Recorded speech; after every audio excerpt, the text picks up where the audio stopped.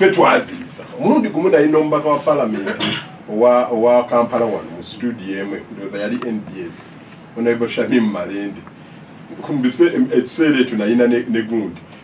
ne budget era presenter wa NBS waba mulambulo kufa ayinza okukulaga ne mulaga ku iPad ne mugaba bibino weeswaziza Honorable Mulamba tomanyi na kintu kyo wayisa danga ebyampuuga twali byampuuga kakati nimbagamba nti ekizibu n'olutalo lwonna luzze ekigendererwa kulwanyisa mpuuga bakibisse ekifaananyi ekirala kati nebitambula public netandika okugenda okulaba ekifaananyi ekirala omanyi abantu olumu we baba emotional nga wogambye olumu tebawa budde kusooka kwekenneenya nsonga eriwo ndowooza bawa obudde okwekenneenya ne bakizuula nti waliwo obuzibu agaliwo gagambibwa Medi nti Nuupu yali epanga okuleeta sensheni naye n'ekimanya nti weeneekireeta tejja kufuna bagoberezi nze ngamanyi era gamala ne galabika n'ekizuula nti weeneenoonya emikono abantu tebajja kugibaba ne bayengejinga Sekikubo ali ku ddiiri nkikudde buto kiwulidde Nuupu bwemala okukizuula nga tejja kufuna mikono ne bateesa ani gwe tusobola okukozesa nga weenaalemu atandika okunoonya emikono gino tuleme kulabika ng'ekya Nuupu ate tusooke tuleke enaalemu esayininge ffe tujja oluvannyuma ne kiyingira mu Sekikubo nga diiru ekolebwa Honorable Sewungu kubanga okusooka nga baali balowooza nti yajja ogivuga Sewungu naga mundeke ekyo sijja kikola kiyinga ako ge gali mu nkambwe ekyo ne kimwokya ye n'akita Honorable Sewungu gonza muli basajja bakulu yagera okukwatako nga high voltage Medi nze njogera sibu kyekugamba nze siwogera bigambo kutuusa mukolo ero wakati wa kati banyonya Sekikubo nti gwe jangu okivuge abanupu bamunoonya kakati Sekikubo omanyi waliwo obuzibu simanyi oba bwava ku ki naye ndowooza era byanfuna Honorable Sarah Opendi yafunamu obuzibu ne speaker baali bamukwano nnyo yali ne Metron ku mukolo gwe nga bamukwano nnyo naye nga womanyi abali mu parliament bakimanyi nti obuzibu bwajja waawo kati Sekikubo naga ani anayinza okunkwasizaako n'alumba Honorable Opendi Metron kati no Metron naye naga afunye omukisa kati ogwabya buli obusungu akasunguyira ne kajjaawo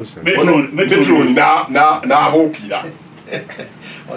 olaba bamukolesa wange bagwa mu kintu kakati Metron era nja kumalalayo otuukeyo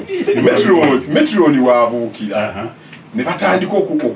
okukiraga public nti kizibu kinene nnyo kizibu mwowuliremu omuwendo gw'essente naye kizibu ekikola kye baakoze senga tubadde mu nsi Medi ezigoberera era ezitegeera ebyobufuzi era ezimanyi nti ffe tuli bapakasi baabwe singa buli mubaka wa palamenti ataddeko omukono ku kiwandiiko ekyo senga kati bamuyitayo nakyo nkikuddemu ekibamuyisaayo kwe kuwuddiisa abantu essente zino Medi nga bwe bakugambye ffe twaziisa era bwe twali tuziisa nze bajeti eno Medi okwawukana ku bannange bano abalala mu bajeti eno gye tulimu eyo budget erimu ebizibu eyo ya ssente zino eza award nali ngoberera omanyi abantu bafe nga abaliko obulemu bafuna ebilioni 16 buli mwaka netubawa mu milioni 5 ne babako bye bakola kati milioni ezo 16 baali bazisaze ebilioni 16 kati nga ngoberera nga nira bwenda banenga tuketule wano era nawo nakoonawo nfuna bulungi Medi nwenakonawo nga tewakwatwa waliwo ebizibu byawo naye eventually nenzifuna kakati nze ebintu bino ebyatandika nali nina obwongo obwo era nembaga zino sente zaalimu naye abantu abasayinize medi ebintu bino beewuunyisa abatuwuliriza oba olwawo oyinza okugamba nti twakola ensobi ne tutamanya nga tuwa abantu bano zino sente naye mu mwaka guno ndowooza tubadde mu mwezi gwa kuna tubadde n'ekiteeso awo ekiwa obusimba buno bw'owulira obuwa Auditor General Muwanga John Muwanga era mekayita ate bonna baageza ne Leader of Opposition n'ayimirira ku fulo n'agamba nedda Muwanga mwamuwa esimu nekayita kasingani zino kati nzikiriza kunnyonnyola kubanga nze bwenze njagala abatuwuliriza batukyawe naye nga tubawadde ekituufu abasengejja bajjemu bamanye ekizibu bwe kikola bwe kiri Auditor General debate yali amaanyi Leader of Opposition n'ayimirira Honorable Joel Ssenyonyi n'agati nedda kakati wano mubadde mu 10 kubanga proposal yali ya billion mubadde mu billioni naye engeri gye tugenda omuwa ebyobujjanjabi gye tugenda omuwa emmotoka gye tugenda omuwa kino gye tugenda omuwa kino tumuwe 5 era neŋŋamba eyandi maaso aliza okuba yali mayikono nemugamba mayika mulwanyisa mpuuga lwa 5 ate Leader of Opposition mwenyini agamba nti ate muwanga naye tumuwe 5 wallahi billahi tallahi 5 ne biyita emmotoka neeyita ennyumba neeyita n'omusaala Auditor General gwafuna ng'aweereza Parliament neeyisa nti ne wanaaba awummudde asigale ng'agufuna nga teguvuddeko yadde omutwalo ne tugamba kakati ate onamupya n'abeera atya nti akola ate afuna essetole zaafuna ate n'oli zaafuna omusajja aweereza eggwanga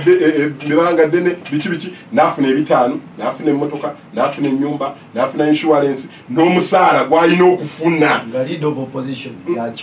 Leader of Opposition ebyo byedabidayakati engeri ebigejje tumuwadde bino agenda kufuna omusaala gwa 100%, agenda kufuna ki mufo kyomuwa 1000 tumuwe 5 miliyoni sogenda nusu kakati eyo nvuddeyo abawuliriza basobola okutegeera ekizibu bwe kiri kakati bwe bavaawo ne baleeta kino nkikubulidde ebyafaayo byakyo ababaka abasayinizi medini n'ababaka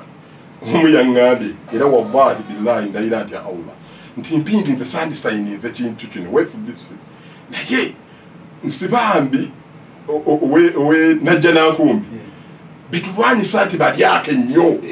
baba najja nankumbi nsibambi we najja nankumbi tayinza kusayininga nzowe katonga nesisayininga wallahi summa wallahi ombaka we yaŋŋambye weefudise kati oyo ogamba agoba bano oba ali ku nsibambi omulala n'amala okusayininga nadda wali n'akaaba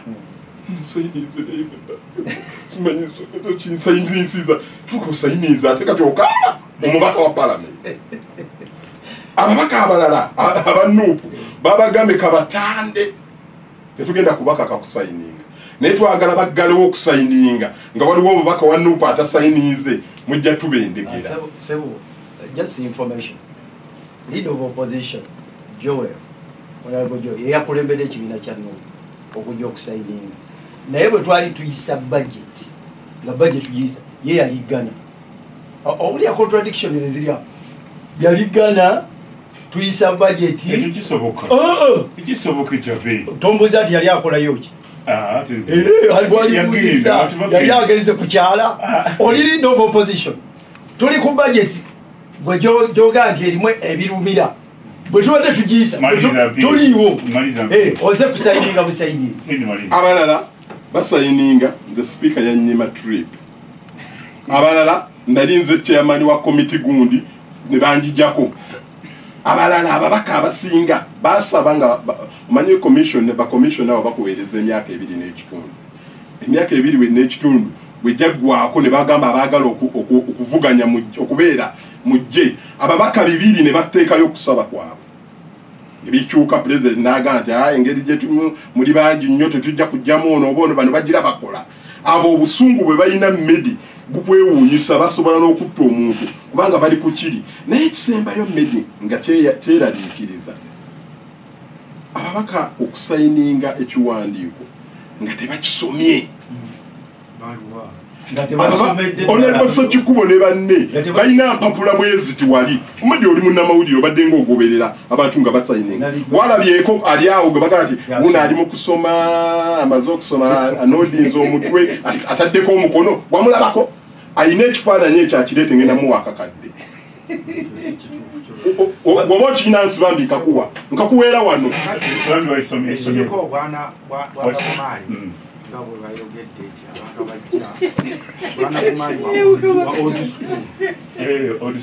yava madrasa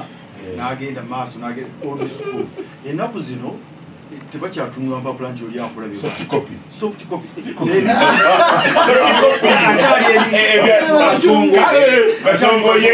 tulitwaliye ni sikini ayo ne bajjula yagala kuba olukiiko wakifaananyi bano bakamera abaafukamiranga kamera wetegereza Medi information ya Honorable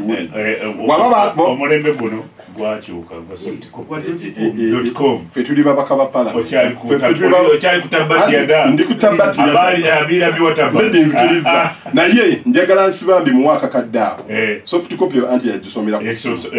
agitulage wano kamu jasomedde agitulage wano kamu kaninjirina asoka akateke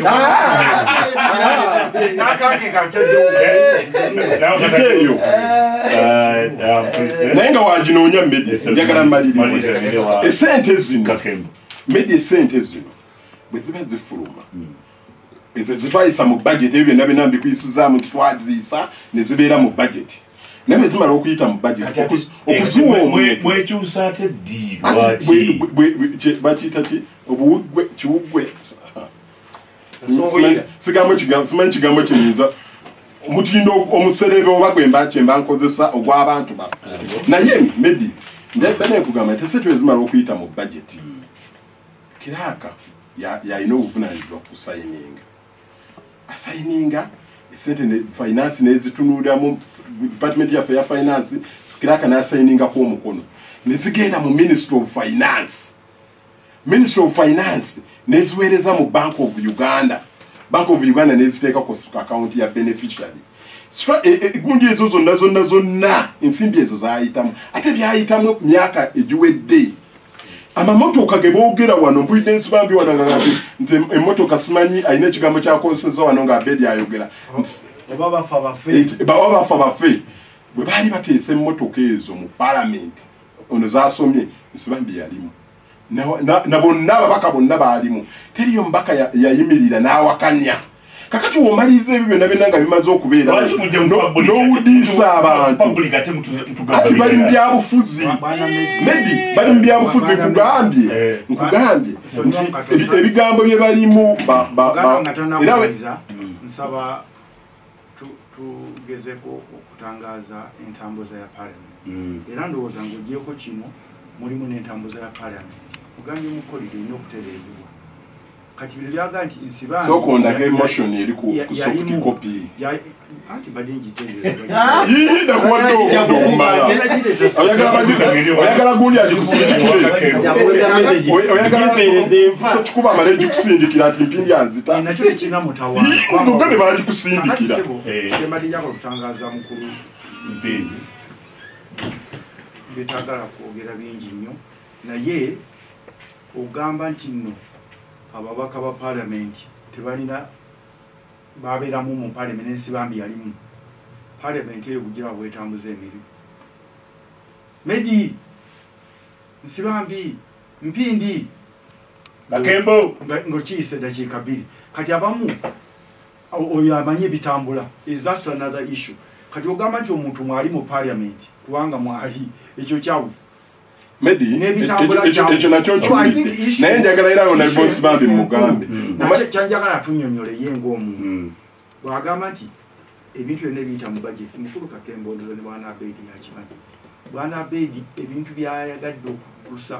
mu byobulimi biyitirivu ne ku budget committee n'ebintu ebitalina mulamwa ne baga nti bayisiza bilioni 5 babiwadde omusajja agenda kuzimba ye factory teriiwo babiwadde penalty wina kati tewaliwo muwa penalty kakati njagala wana boss bambi ngejjali mu budde bwange aleme kujja ku mulamwa kati bya penalty ati ebyo byonna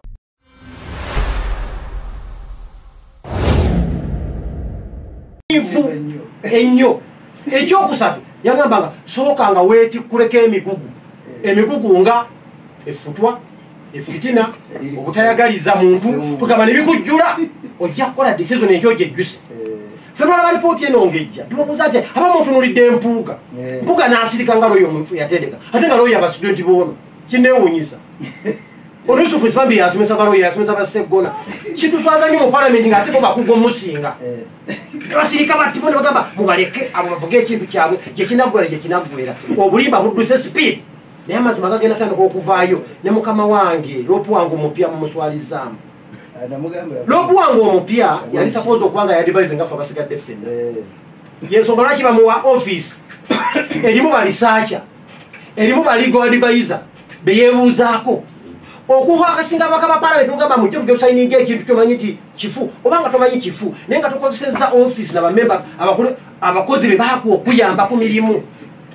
balooya abakugu bali mu parliament era babasasula sente embitirivu okuyamba ku lopu okukola decision ereme tuswaza kati nalukuŋŋanya abalo pefadde ku musanvu zimali kusoma media nga batubuuza kakembo asayinize ngeri lyaka musanvu nonge entebega bambuze nga abanange ti mupapa nze kakembo gemwasindika mu parliament mwasindika ngalabi nagenda mu parliament kukiikira ekibuga kya Ntebe ndi musajja muyivu sisobola kukola byakijege nkyandi ejjuse kati babyejjusiza wano banga mutandika okukyalo n'oyogera ebintu byadde n'okwogera ku floor of parliament nga mubaka wa parliament gwedoboozi ly'abannantebe gwedoboozi ly'abannamawokota nti ensonga ngendo bwebeze tandika obagamaze sigenda zikkiriza kubanga ewaffe teri ambulance naye bw'osirika nekimala okuyita ka information totandaganyiza katono nnyo Honorable Sibambi agambye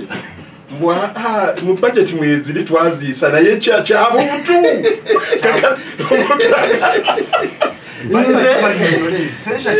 kankuleko mukulumedi owulyawo n'abatuwolereza nze ndi mupya mu parliament era naye byenkola nebaza Katonda nti mulyomagezi annungamya nze nabaganda osijjasayininga kintu kyo kubanga nasoma budget ye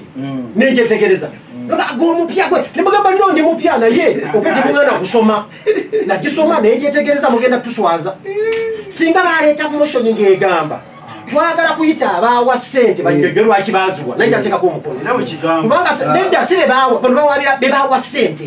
nze nsala ssente ku akawunti yange kati n'ovunaana byanjawulo singa kyali nti kiraka wa parliament minisita wa finance bonna abakolayo ne pulezidenti nga mwali n'aba bank of uganda bebayise nedaleka saagala kumpa information sagala kumpa information bintu biri byanjawulo oba ofuuse kiiso kya mbuzi okulekerera omusi n'otunulira omubaasi abaawa ssente kubanga bo bali ku biwandiiko badde nkyakunnyonnyola singa baŋŋamba kiraka wa parliament agenda kuyitibwa mu nsonga eno minisita wa finance ne prime minister kubanga basajja balina ps kale niyatuza meeting presiding officer nze kinjagala okugamba naye sente okujja ku akawunti y'omuntu kinjagala okutegeeza abatuuliza ziyita mu mitendera ziyita mu banene zitugana ku mmeeza ya pulezidenti n'agamba samusoni nze zigende naye kati tukufuuka kiso kya mbuzi n'otunulira omuzi nze kindaba mu kino abavubuka mumpe omukisa nteese omukisa nteese mponzike ku nsonga eno ekyamazima ekintu kino kitukubye ejje munjogera mu yabavubuka twekubye ejje fenna ate bano bantu bafu nnyo kibakubye nnyo kubanga seniority gyalina si ye yange esobola mwepimako nze anti kyenkugambye nedda taata kakati ensi egenda tupima ababuuza ani yali omugezi ani yali omukuusa ani yali omukuusa kyemubuuza abayisaabadde batugambye bulungi ono atula ku budget committee ebitono gye biyita biyita ne muligo committee bano ba senior lawyers eseri senior lawyer gye babeera teri yavaayo wadde ne ka minority report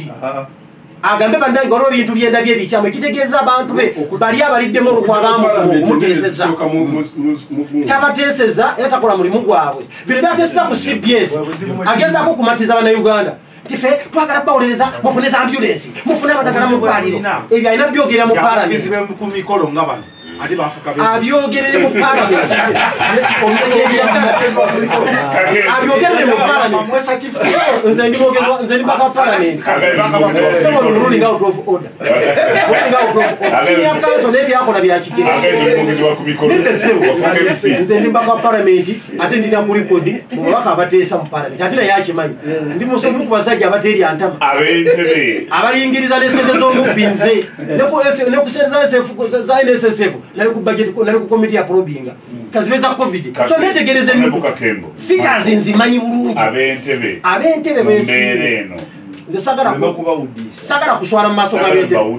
abentebe balowooze nze nzanya populism banali ku politics wa fitina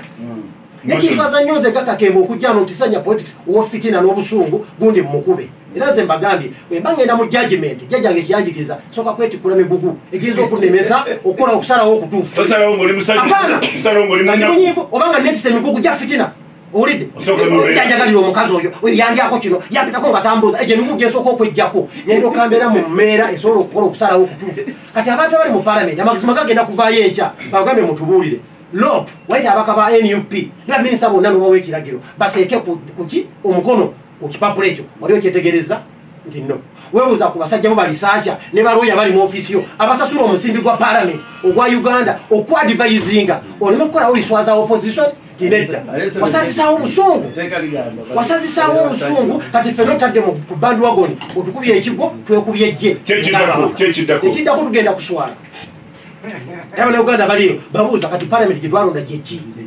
bannayuganda batujjamu obwesige balaba ababaka abatajja nakuteesa abatabira mu palamenti tuba tuyisa ebintu ebikulu nga mu palamenti tulimu abantu 40 abaka baabwe bamanyi gye babeera tabeera mu palamenti basasula omusaala naye batwage value for money banga kyo kigenda kutwambaza kakembe musasula omusaala gwaki abatasobola nakusoma a simple document nga tokola appropriation ogenza okutegereza budget nakulwana kulaba nti ebintu ebituufu tebigenda mu budget akati ojjano wekuba endobo yatenze saabimanya babyenkukusa bantibabbula gomba kwa palamenti bakutimbabula oba wekubyejje abatuulirize batuwa obubonero nogamba bano twalonda abantu balala bagenda palamenti kukola bintu birala segedde abantu batwagala amazima gasooba naye gajja kutuuka gaswaze bangi omukulu yakyogedde nti kino kyetunulidde empuuga nze siva Masaka nenavaayo era navumwa nnyo ku social media mwabawulereza mpuuga mwalya era bangi batulagira okulya ne bagamba nze siryangako naye nze mba ngenda okukola judgment mala kweyambula migugu emwe gye mwetisse gye kibalemeseza okukola okusalawo okulungi mwena obusungu bungi mu kintu kino mpuuga yali anguzi enguzi bali bamwayaki nga nerope yali ofisi yali agifuluma omuntu afuluma ofisi atuma muwenguzi sanga bagimuwa mu 2 gumu ngayingira nekiza lyali bali bamugulirira bamuwanguzi naye baba afuluma mu ofisi agivuddemu atuma muwanguzi kumugulirira kolaki abantu bagano kitege wetwogira kakati abantu bali ku street eyo n'abasajja abakulu basanga olwakikola amanyi ga social media bagala abantu babitegere yalya bamutana bitano bamusa naye mutegeera omwana agenda otegeera enkyangu omusajja teyalya enguzi gye mwogerako mukimanyi enguzi bagiwa before oba after the service kakati bali omuwenguzi yakinga ate ne mu ofisi ya rope yali avuddemu nebagana okunziramu fayira amaze gikwasa muganda akumulya kati ate gwe ng'omuyita ng'omuwenguzi oba omweyaki abantu baffe bategeere ebintu bino nsagala kuzanya katemba nakweswaza nedda njagala taata wange ono yewe ekitiibwa ku myaka gye experience gyalina mpitamo muloya muyivu tumira na senior council arespektinga amateeka ago bannange naffe atuzeemu amaanyi okugaba sente eyo ani yagirimu ani yagirimu motion yeri ku meeting motion gye yasaini ngeri ku meeting kamuddemu mwetu motion gye yasaini ngateri ku meeting odesebunye muliko akirasebunye ndachikemo lwabatuwulira alino kusindika olwanira ki samu kiri walidi samu kiri walidi naye ebinene yasala emanyisa bantu onaibosi bambirooya bweziva mu ministry of finance nga finance epropose zigenda mu committee gye bayita legal and parliamentary committee ya parliament nezisengejja bweti bwemala ozisengejja nezisindika mu budget ne budget nezisengejja bweziva mu budget neziryoka zijja mu parliament olioya bitandikira bukyabuza ani atandika siye mukulu ani yayisa yayisa bamuyita palamenti newona lebo nsibambi mwali kubanga waliwo ebigugwa kuba wali abatandika babeera bangi mukulu nawe osobola okujja n'ogamba ekintu kino ekikulu eyayisa kyobola nti batuwa obuyinza bungi palamenti olaba mukulu wa kasuloni ali mu prime minister talina sente yasobola kukozesa nga ffe tetugiyisiza bwe buvunanyizibwa constitution for yabukubanga abatandika babeera kya penalty mwena ne mugati penalty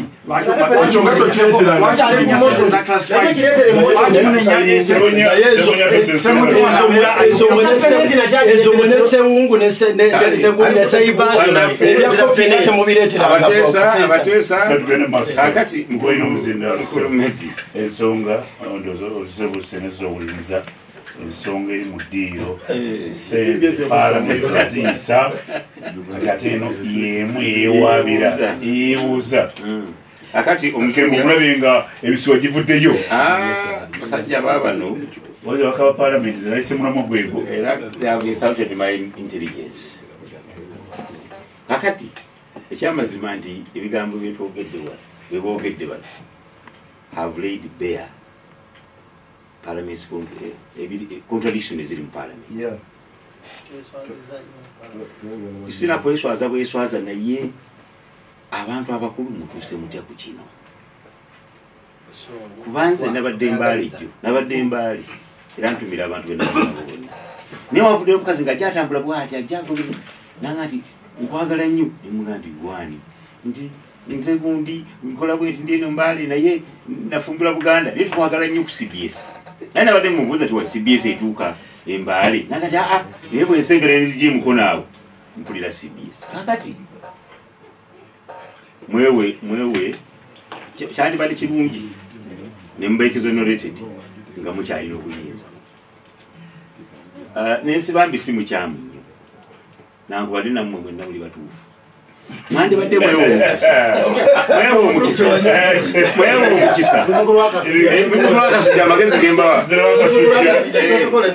amagezi gembawa mugende ku floor ya parliament mulikodinga ebintu bino ku Hansard and you exonerate yourself mwejjeko omusango mutegedde kuba public court eri mu bantu kirala muli bantu mufaanana bulala nnyo nakijje mu bantu kakati ate noli okukola akakono kembadde sirabagala n'oleeta ekiwandiiko ekiraga essente ze baawa abantu abaawumula ezayisibwa nga zayisibwa naye ate nezibona abali ku mirimu newowa n'abakyali ku mulimu. That is a contradiction. Nti mwawadde babutagira basajja battu baawumula bali bubi nemuwa n'abalala bonna nemubawa Haji musajja watu yakola yava mu palamenti emyaka 2 emabega nemuwa n'abatudde mu ntebe otegedde lopu ye kati bambi yawummula obwa lopu naye ate nemuwa abakomishona ate abakomishona abakyatudde mu ntebe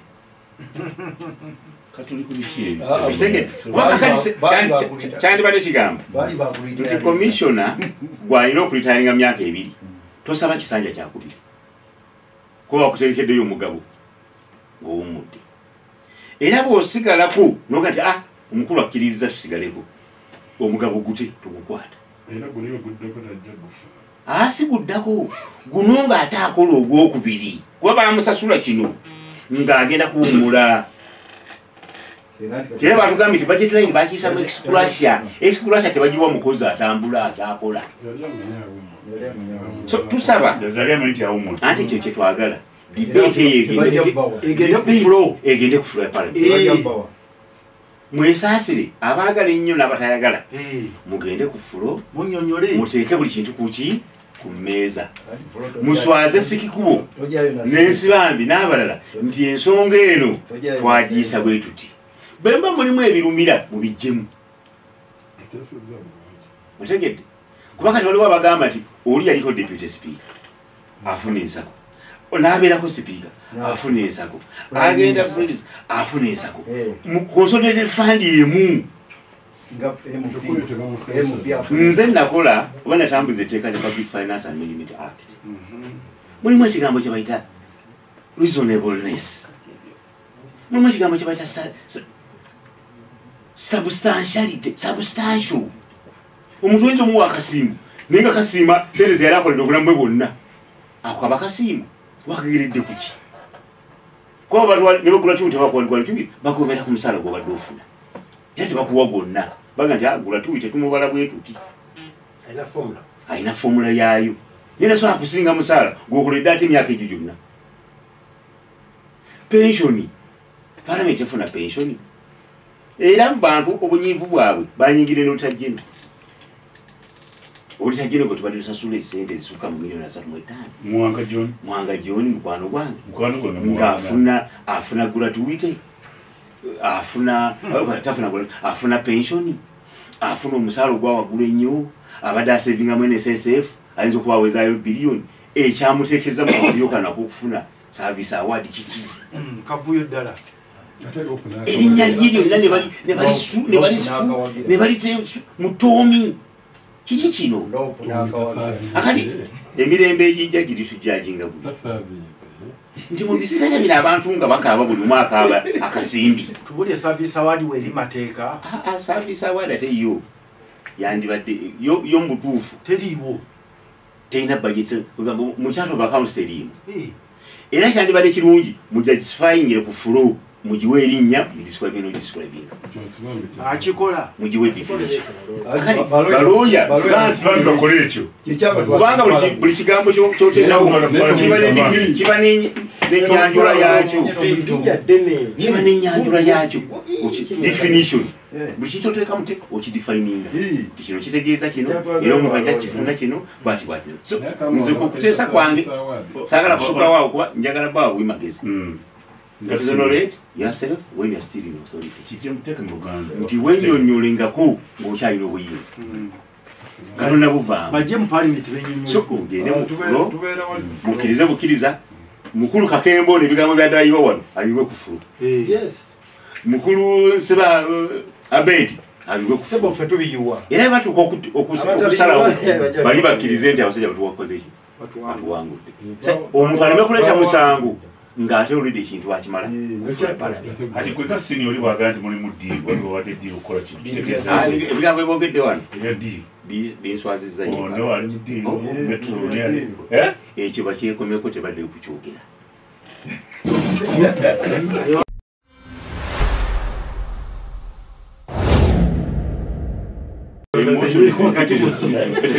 emotion isenyize wayogedde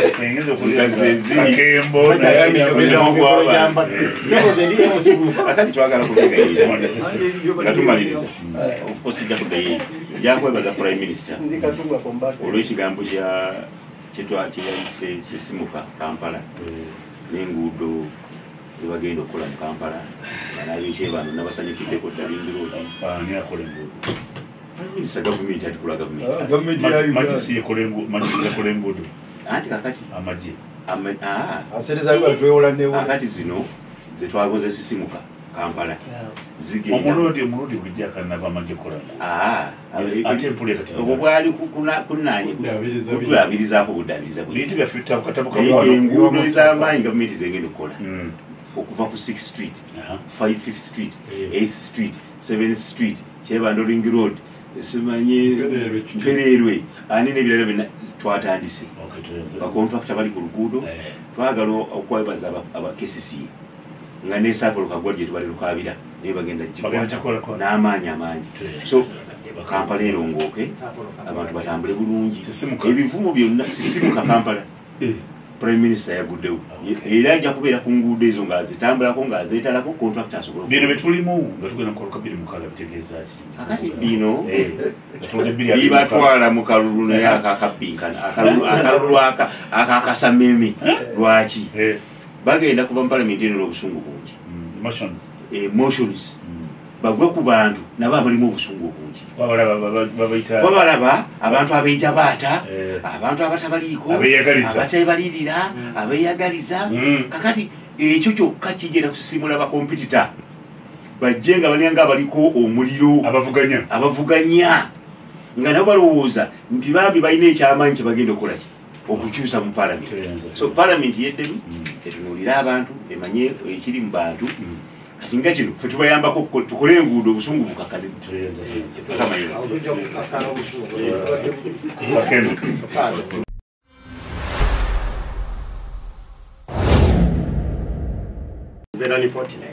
naye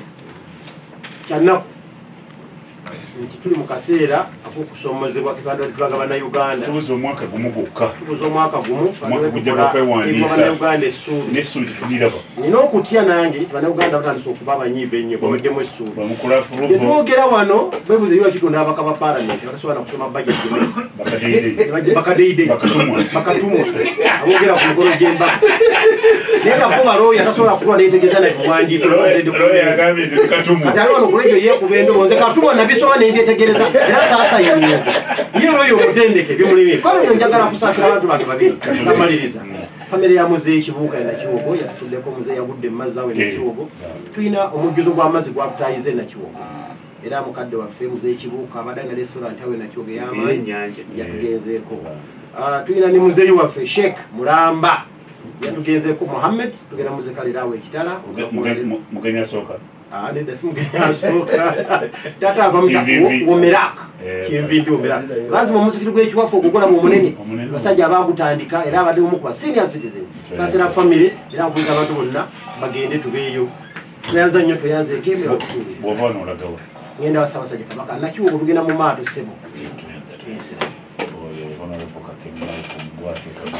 abene nakyo gamba kino enemmere gyetulimu kati mbiri abiri mukaaga tugenda mu mbeera bweti abantu abalonzi bafunye omukisa omwegaana okwetegereza baki bwe bagenda okulonda era bwe nagaa nti palamenti yeetaaga obusobozi nga kyogeza okukolayo okimanyi ebiwandiiko ebyo osobola obisoma n'obyetegereza bulungi newatayitawo myezi newejjusa noga nti ate kino nakikkiriza nga sikitegedde ekyo twetaaga okukyewulirira okuddayo manyi nti n'abalala abataliwo ne batuwuliriza n'abali mu palamenti abakulembera palamenti kino kyekiseera okwekolamu omulimu tuddeyo tutunuulire ensonga z'abannayuganda tusoosowaziza zino endala tutunuulire ensonga z'abannayuganda ezibaluma nga tuwa bano mukulu Medi nga tukutte omulirimbi guno ne tuguwa omuntu omu emmotoka kuliko omuntu omu afuna ebintu bya mirundi ena ne bannayuganda nabo tutunuleko mu nsonga zaabwe ekisembayo ssebo enkola eno empya eyazze gye twalabye Masaka ekwata abantu bewaali batayogera nabo Kampala nobatwala Masaka ate gyoboyogerera nabo olinayo politics mukyamu bwanyika bino nasalawo ebimu nteeka okuba byo babuulira mwatambula abanu okuva ekavule nemutuuka eruweero ate nemudda netumala ennaku 2 nga tetutereeranga jjamu n'amala ennaku endala 2 nga lituterala nalabye ekifaananyi ekyabantu abagenze ne badda ndakwajala kwebazaamu nga bwenambe kankimalirize nga nebaza bannamasaka babadde bateefu nnyo sebo nzikiriza oba wenatandikire waliwo ate abaddeko okubajjukiza nti omukolo gwa Honorable Mpuuga Masasi Mpuuga Nsamba gwa nnaku z'omwezi 21 ekitovu arena tutandika ku ssaawa 4 tojja na kisi jangu mirembe obyaffe jambire mwene tubaniriza ne mu nkola etali eno nti temujjanga mwagala tusinga obungi emasaka fe bananyini mukolo tubalisa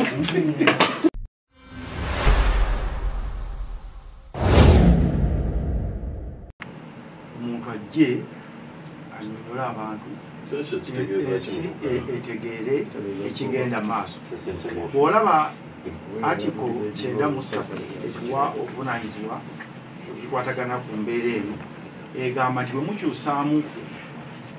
ekintu ekiweebwa oba omugabo wakasimba oba kiki kyonna mulina okuddayo mu paliamenti neyisa etteeka specifically ekitaakolebwa kati ebyo bina bina tujja kubitereeza mu paliamenti. Dr. Abedi kyayogedde n'abalala nti abantu abasinga obungi bwe bajja abamu mebi tebalina buvunaanyizibwa nakumanya okwo kakati sipiika naye akitegeere nti abantu beyeetaddeko bwati ng'olukomera olutambuza paliamenti n'ayisa ebiteeso ebifu tebalina busobozi n'ekibadde tekijja kusoboka ng'abantu maze kutegeera nsobi zino eziguddewo. Nze sigamba nti onawe ompuuga obaani oba ono yabba oba ono teyabba, kyetwagala bajje banyonyole bino okugenda mu tekinikalite gye bayita amateeka tekyayisibwa ekyo si kyekimala era constitution bwekiraga kiye tulina okukola tulina okukikola nga tetukozesa butekinikalite tukozesa embeera y'abantu ekitaaliwo. Ledi njagala kugamba kyabuntu era abantu bonna bayina fitina.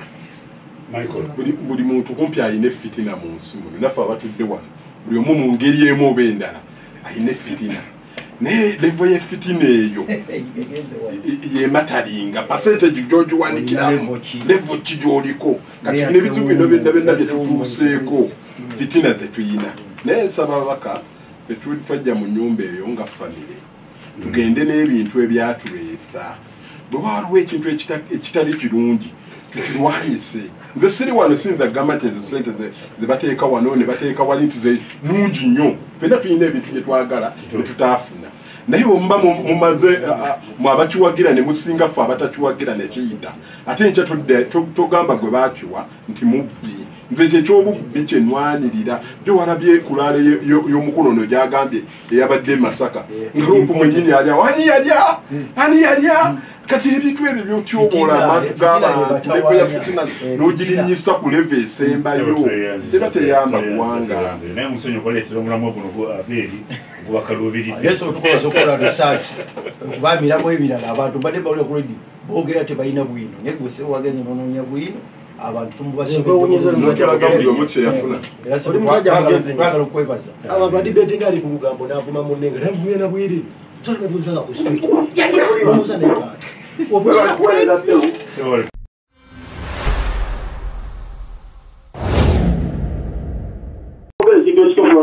bagamba kimanya ate babagula tekikozi bamugulangako tekikozi kikyayogera obeera mu palamenti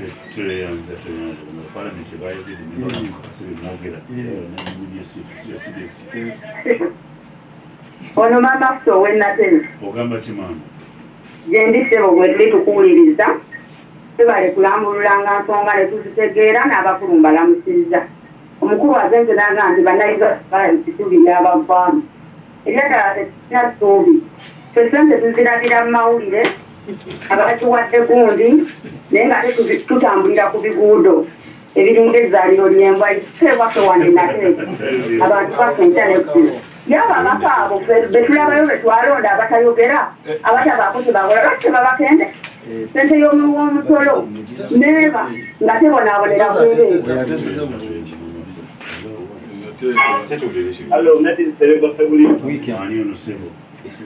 webale kuweereza musajja wa Kabaka amanya mu Royal Spirit ndikyengera nga bulijjo kakati nebaliza abakulu abo naddala omusajja oyo owedde nansana munisipalite banayimunkwatireko ne mugalo munebaliza ebale kukwatako omusajja naye ate omalo nenyeze abeekwanika oyo ensonga zayogera ku CBS singa yazikwata n'akwata mpuuga n'atuuza nuubu ensonga ezo n'azibatangaza n'asadda kwogera bigambo bisasamaza Masaka Uganda yandibadde emufuzi. nayogera dda ate Musomesa Lwala musomesa oli otya ebitebo ensonga badde zigoberera ensonga badde zigoberera batumazeemu amaanyi kubanga bwewuliranga ebyo nga osobola okukiwanika omukono nga tokitegeera ate nodende mwekubeze bwemufa abantu ba bulijjo tukiwadde nnyo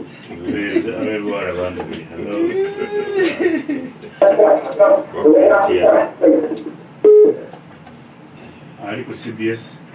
yenza kenyini sebo kulamusiza munange amanya yenza promota tamale mwanenedi tusimanye obuzibu wakati w'abalonzi baffe ba promota tamale abali ne betugamba nti abakugu era abalondoola ensonga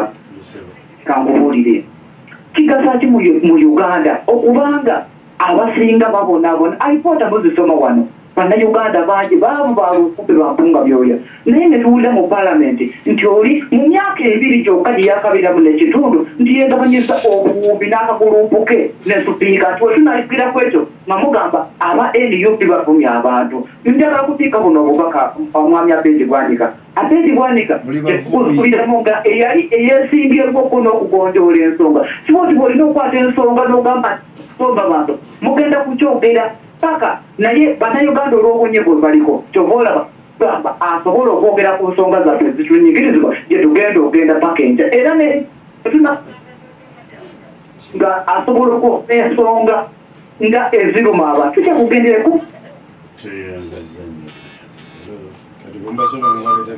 ebyakabaka balikuweereza nze kaliba kimufuna nkwagalanya tobali okuleeta abakulombako abwe mwagalanya ensonga ziwulidde zo nga nziwulidde naye mukulu Abedi okulumba omusajja eyabaleeta yabawa obukulu wensonga mukulu Abedi wesinga ate ab'e Masaka mupe muddemu bwemupi tubadde ku nsonga ndala tubadde ogaye nti ab'e Masaka ate kasoke nebaze abakulu abali mu studio awo nebaze olunaye boogedde nebaze omukulu Nsibambi ku mulundi guno kanebaze Honorable Nsibambi nti we bali kuteesa bulungi oli mu bantu kuba bana Honorable Kakembo Honorable omukulu Masaka n'omulala bonna bekusaizi emu era kibali kuno okwebaliza ekisiza okutyamu kikimu nti berebazana basayininga eddanze olonanze ndi omukwabo abadde okusayininga olwebakawulya bubeke basooka lubaga noosi basika byakatikamu n'abalala era nomese kikuba omwebaza era mwami Nsibambi onalimakota tebakangakanga konda waliwo abona wakiza nagamba musumanyi wasota amateeka tumanyi kibi kirino amazima magizereko lwakyo ya bemani palamenti nyizo kusanya ekiro kati tusomyemu ngowete zibajja kugambye nkiyadikirionekwa digito kiba subilini pakufutekaawo kyomwami Kakembo malesampalime Kakembo mwana gwange nkimukkirize kubanga mulimeyo ekigamba kino omuntu okunafuna omusaala nga tinyagumutupa nakwekumuntu neyavaako sisemanye kadaga tumasatekirivu njamukize mukulu Kakembo tabamale kino badene kwabo era Nsibambi mugende mu maaso musayininge abazifuna mugenderevu oba muca mububbi nabo mukize mbagobe mpalambe bekyayize mubabunanye eze bategere abaze Masaka ebaza bobuwaini kyakoze Masaka bobuwaini kwidaye Masaka nabulimatekebalikokwaleza abaana wammwe nabe mukono mwazere Masaka bobuwaini mukyamwagala lwakiwuya